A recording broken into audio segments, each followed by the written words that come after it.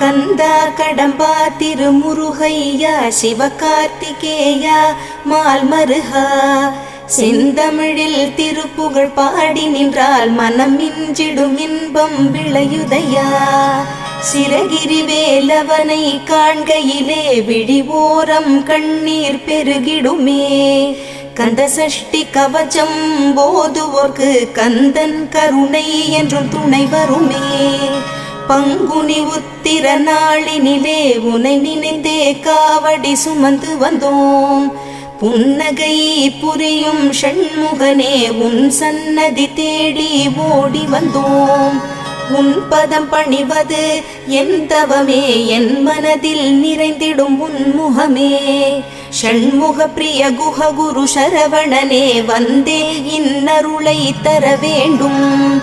தென்பழனி மலையில் ஆண்டி முகம் சென்னிமலை